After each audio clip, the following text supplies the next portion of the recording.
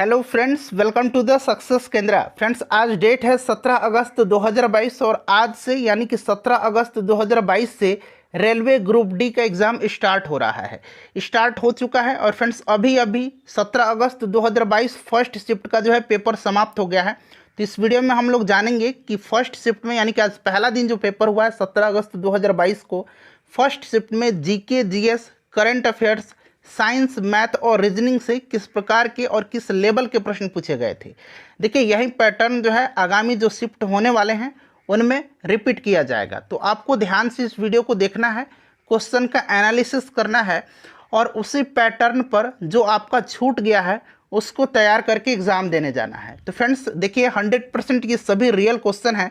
करीब 45 GK GS का question मैं करवाऊंगा आपको, साइंस का भी, साथ ही साथ मैथ और रीजनिंग का क्वेश्चन भी आपको इस वीडियो में मैं बताने वाला हूं। देखिए, एक कैंडिडेट के द्वारा जो रफ शीट दिया जाता है उस पर यह सभी प्रश्न लिख करके लाया गया था और ये 100% जेन्युइन क्वेश्चन है। और फ्रेंड्स, पूरा ग्रुप डी का एनालिसिस अंत तक मैं आपको देते रहूँगा। प्लीज़ सपोर्ट कीजिएगा, आप लोग वीडियो को शेयर कीजिएगा और इसे लाइक कीजिएगा।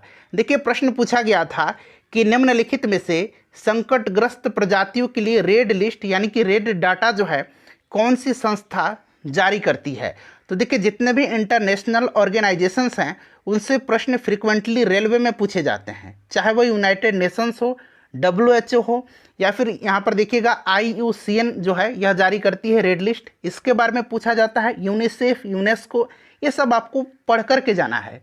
उनके हेड क्वार्टर कहाँ पर हैं, उनकी स्थापना किस वर्ष हुई थी और वर्तमान में उनके हेड कौन है यानी कि उनके अध्यक्ष या फिर डायरेक्टर जनरल कौन है, ये सब आपको पढ़ करके जाना है। तो देखिए, ये जो रेड लिस्ट जारी करती है संकटग्रस्त प्रजातियों के लिए, ये संस्था है international union for conservation of nature, जिसको कि शॉर्ट में IUCN कहा जाता है। तो आपको ध्यान रखना है ये, ठीक है। उसके बाद देखिए, पूछा गया था कि वेद समाज की स्थापना कहाँ पर हुई थी। तो देखिए फ्रेंड्स, वेद समाज की स्थापना जो है यह हुई थी मद्रास में। और किसने किया था, तो केशव चंद्र सेन ने किया था। उसी प्रकार से आपको ब्रह्म समाज की, आर्य समाज की, इन सब को ध्यान रखना है, ठीक है। पढ़ करके जाना है, आपको पैटर्न एक बार ध्यान से समझना है। चलिए, केशव चंद्र सेन ने वेद समाज की स्थापना किया था मद्रास में। उसके बाद देखिए, अगला प्रश्न पूछा गया था कि निम्नलिखित में से किस शहर में पहला परागन पार्क खोला गया है। हालांकि ये पुराना क्वेश्चन है, करंट अफेयर्स का क्वेश्चन है और इसलिए पूछा गया है क्योंकि यहाँ पहला शब्द लगा हुआ है। पहला परागन पार्क जो खोला गया ये हल्द्वानी में खोला गया है, ठीक है फ्रेंड्स। चलिए, उसके बाद देखिएगा और इसको ज़्यादा से ज़्यादा शेयर कीजिएगा, ठीक है। अपने फ्रेंड्स के पास जिनका एग्ज़ाम अभी होने वाला है उनके पास ज़रूर शेयर कीजिएगा, किसी ग्रुप में भी शेयर कीजिएगा। देखिए, त्योहारों का निम्नलिखित में से कौन सा युग्म जो है, यहाँ युग्म बना लीजिएगा, ठीक है, युग्म बना लीजिए, युग्म सही है। तो देखिए, यहाँ पर देखिए लूसांग जो है यह सिक्किम में मनाया जाता है, ये सही है। ओनम जो है केरल में मनाया जाता है। ये दो जो है यहाँ पर 1 और 2 दिया गया था और ऑप्शन में दिया गया था केवल 1, केवल 2, न तो 1 न तो 2, और एक ऑप्शन था 1 तथा 2 दोनों। तो पूछा गया कौन सा युग्म सही है, तो दोनों जो हैं ये सही हैं, 1 तथा 2। चलिए, इस प्रकार से 2-3 प्रश्न पूछे गए थे युग्म वाले से। देखिए, पुस्तक बापू द अनफॉरगेटेबल किस राज्य या केंद्र शासित प्रदेश के डिप्टी सीएम के द्वारा लॉन्च की गई है। देखिए फ्रेंड्स, ये जो है यह थोड़ा सा पुराना करंट अफेयर है और यह अक्टूबर 2020 का करंट अफेयर है, ठीक है फ्रेंड्स। और देखिए, महात्मा गांधी जी की यानी कि बापू की 151वीं बर्थ एनिवर्सरी पर यह पुस्तक जो है बापू द अनफॉरगेटेबल, मनीष सिसोदिया जो कि दिल्ली के डिप्टी सीएम हैं उन्हीं के द्वारा यह लॉन्च किया गया था। चलिए, उसके बाद देखिए, भारतीय संविधान का 50वां संविधान संशोधन जो है किस वर्ष में हुआ था। तो 50वां संविधान संशोधन जो है ये 1984 में हुआ था। मैं रीजनिंग का भी प्रश्न बताऊंगा आपको कि किस प्रकार के प्रश्न पूछे गए थे। साथ ही साथ 3-4 मैथ का प्रश्न भी याद था कैंडिडेट को, वो लिख करके लाया है। मैं उनका आभार व्यक्त करता हूं। अगर आप भी क्वेश्चन भेजना चाहते हैं तो मैं आपको व्हाट्सएप नंबर दे दूंगा, वहां पर आप सेंड कर दीजिएगा। देखिए, भारतीय रेलवे की सबसे लंबी मालगाड़ी का नाम क्या है जिसने जनवरी 2021 में SECR जोन में एक नया रिकॉर्ड बनाया। अब देखिए, SECR जोन क्या है, तो साउथ ईस्ट सेंट्रल रेलवे, और यह रिकॉर्ड बनाया है, वासुकी नाम है इस मालगाड़ी का, ठीक है। चलिए, उसके बाद देखिएगा कि 2022 राष्ट्रमंडल खेलों की मेजबानी कौन सा शहर करेगा। अब इसका समापन भी हो चुका है, बर्मिंघम इंग्लैंड में इसका आयोजन किया गया था और भारत जो है कितना पदक जीता है, तो 61 पदक जीता है। इसमें से 22 गोल्ड है, 16 जो है सिल्वर है और 23 जो है ये ब्रॉन्ज मेडल है। तो ये मेडल भी आप ध्यान रखेंगे। और 2026 में राष्ट्रमंडल खेल का आयोजन जो है ऑस्ट्रेलिया में किया जाएगा। चलिए आगे बढ़ेंगे कि निम्नलिखित में से कौन सा विखंडन द्वारा प्रजनन करता है। तो इसमें से विखंडन द्वारा जो प्रजनन करता है ये अमीबा है। कौन सा है? अमीबा है। उसके बाद देखिए पूछा गया है कि जब विद्युत धारा एक तार में से प्रवाहित होती है तो उस तार में उत्पन्न ऊष्मा उस तार की किस पर निर्भर करती है। इसमें भी उसी प्रकार से था, यहाँ 1 और 2 दिया गया है और ऑप्शन में केवल 1 केवल 2, न तो 1 न तो 2, और जो चौथा ऑप्शन था 1 तथा 2 दोनों। तो ऑप्शन जो है 1 तथा 2 दोनों जो था ये करेक्ट होगा इसका। जिन्होंने भी लगाया है ये वाला उनका बिल्कुल करेक्ट आंसर है। उसके बाद देखिए जीवों को कितने जगत में बांटा गया है। तो देखिए जीवों को जो है टोटल 5 जगत में बांटा गया है। 1969 में जो है R.H. विटेकर, यहाँ मैं लिखता हूँ R.H., यहाँ लिख देता हूँ R.H. विटेकर ने जो है जीवों के वर्गीकरण की 5 जगत प्रणाली को प्रस्तुत किया था। मोनेरा, प्रोटिस्टा, कवक, प्लांटी और एनिमेलिया। ठीक है, तो 5 जिन्होंने भी लगाया है उनका करेक्ट होगा आंसर। उसके बाद देखिए निम्नलिखित में से कौन सा गति का समीकरण नहीं है, यहाँ नहीं पूछा गया था और ऑप्शन में जो है दिया गया था गति, और बाकी 4 ऑप्शन थे 2as v² माइनस u² दिया गया था। एक ऑप्शन दिया गया था s = ut plus half at² दिया गया था और एक जो ऑप्शन दिया गया था ये दिया गया था v माइनस u = at दिया गया था। ठीक है, तो ये तीनों जो है गति के समीकरण है और प्रश्न में पूछा गया था कि नहीं है, तो ये वाला ऑप्शन जो था ये राइट आंसर होगा जिन्होंने भी लगाया है। उसके बाद देखिए कार्बन का परमाणु द्रव्यमान क्या है। कार्बन का परमाणु द्रव्यमान, अच्छा रीजनिंग में एक प्रश्न पूछा गया था कि एक विशिष्ट कोड भाषा में यहाँ पर लिखा गया था GRABPONT। ठीक है, इसको एक विशिष्ट कोड भाषा में लिखा जाता है NTIVVGLM। ठीक है, तो पूछा गया था कि इस कोड भाषा में TMVLRBDE को क्या लिखा जाएगा। इस तरह का प्रश्न एक पूछा गया था। ठीक है, चलिए उसके बाद देखिए पूछा गया था इस तरह से बॉक्स बना के दिया गया था। ठीक है, यहाँ मैं बना देता हूँ आपको बॉक्स और इसमें 4 बॉक्स दिए गए थे। ठीक है, 4 बॉक्स था ऊपर में इस तरह से और यहाँ पर जो 8 दिया गया था, यहाँ 9 दिया गया था, यहाँ 11 और यहाँ 266 दिया गया था। फिर यहाँ पर 10 दिया गया था, फिर यहाँ पर 14 दिया गया था, फिर 2 दिया गया था और 300 दिया गया था। फिर नीचे वाले में दिया गया था 15, फिर 7, फिर 19 और यहाँ पूछा गया था कि क्या होगा। ठीक है, यहाँ पर पूछा गया था क्या होगा और ऑप्शन में था 587 था, 635 एक ऑप्शन में था। ठीक है, 635 एक ऑप्शन में था, फिर 560 था, फिर 835 था, ये बताना था। तो ये 2 रीजनिंग के प्रश्न हैं, आगे में याद आएगा तो मैं आपको बता दूंगा। ठीक है, चलिए उसके बाद देखिए पूछा गया था कि कार्बन का परमाणु द्रव्यमान क्या है। तो आपको पता है कि कार्बन का परमाणु द्रव्यमान जो होता है यह 12 होता है। उसके बाद देखिए वह प्रक्रम जिसमें ऊष्मा किसी वस्तु के गर्म सिरे, यहाँ सिरे बना लीजिएगा। ठीक है, यहाँ पर सिरे से ठंडे सिरे की ओर स्थानांतरित होती है, वह प्रक्रम क्या कहलाता है। तो वह प्रक्रम जो है वह चालन कहलाता है।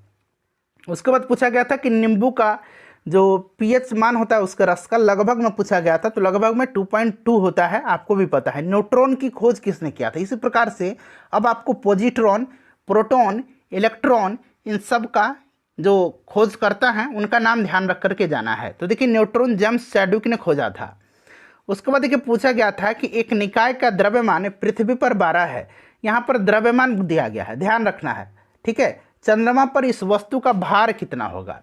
तो देखिए आपको पता है कि W = क्या होता है, mg होता है और यहाँ पर g का वैल्यू भी दिया गया था और यहाँ पर देखिए 12 दिया गया था और 9.8 होगा और चूंकि चंद्रमा पर पूछा गया तो ये 1/6 हो जाएगा।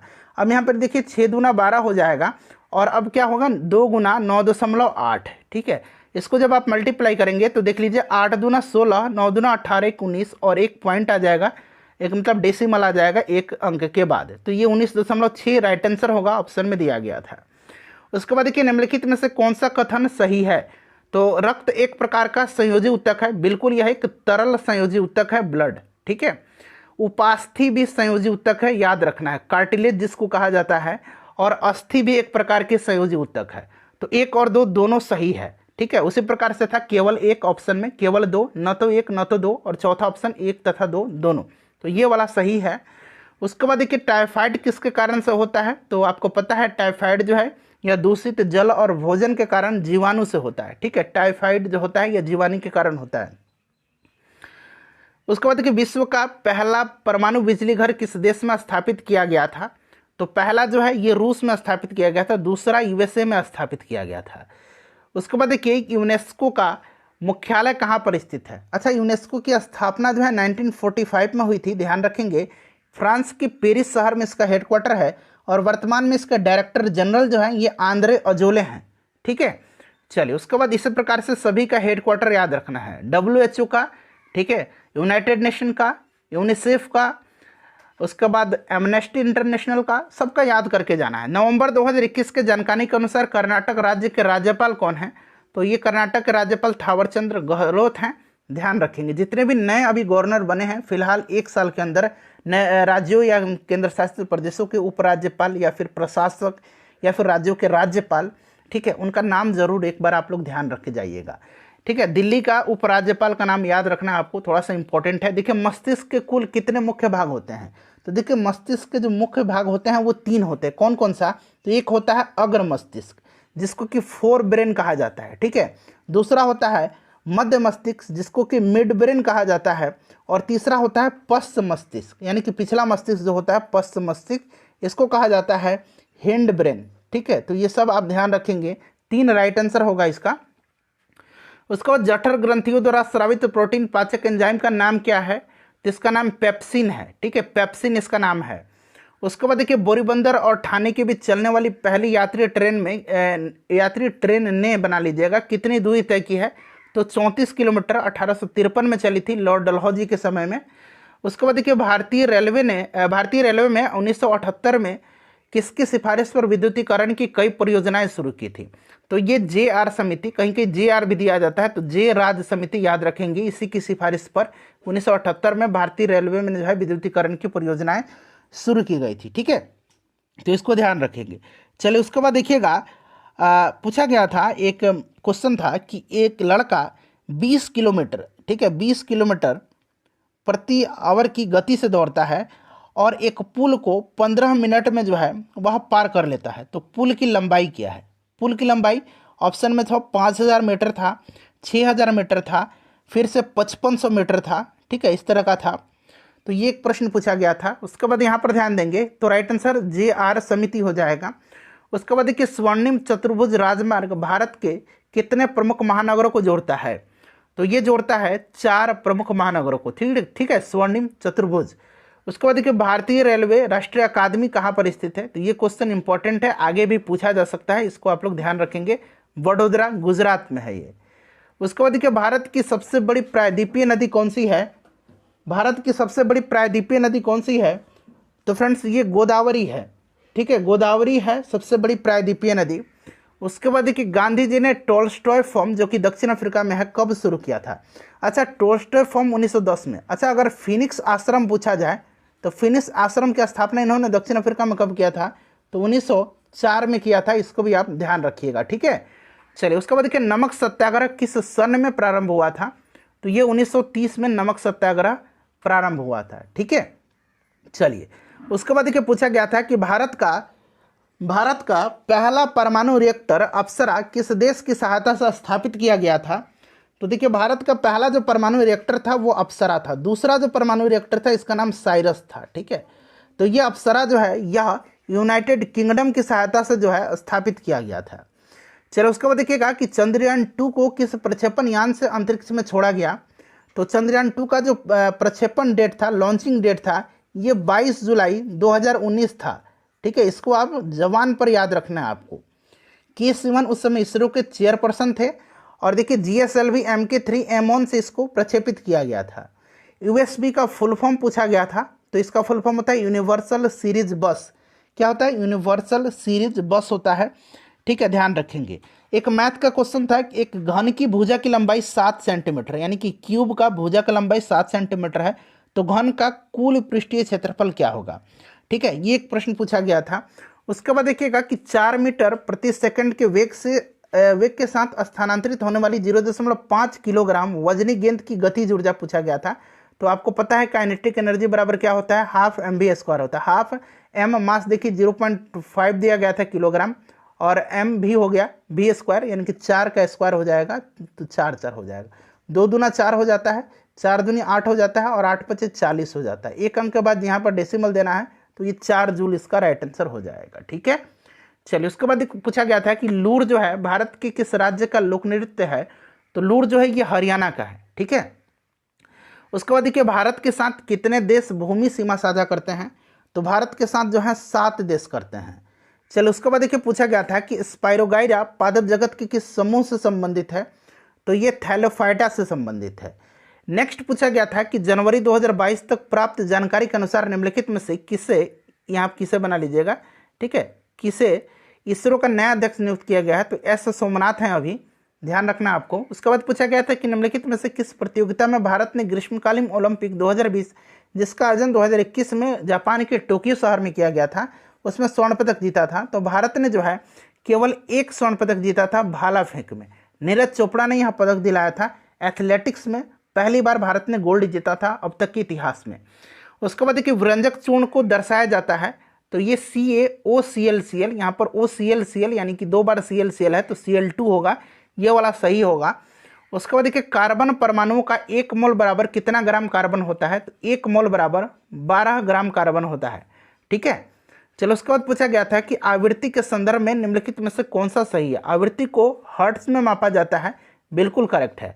1 हर्ट्ज की आवृत्ति 1 दोलन प्रति मिनट के बराबर होती है, ये गलत है, 1 दोलन प्रति सेकंड के बराबर होती है। ठीक है, तो केवल पूछा गया सही कौन सा है, तो केवल 1 सही है, ये वाला गलत है, ये वाला सही है। तो फ्रेंड्स लगभग मैंने आपको 43 क्वेश्चन करा दिया। रीजनिंग का भी कुछ क्वेश्चन बताया था, मैथ का भी मैंने आपको क्वेश्चन बता दिया। एक क्वेश्चन मैथ का था, यहाँ पर मैं लिखता हूँ, ठीक है, x अनुपात y बराबर 5, ठीक है, उसके बाद 5 अनुपात 4, उसके बाद दिया गया था, पूछा गया था कि x प्लस y अनुपात y का मान कितना।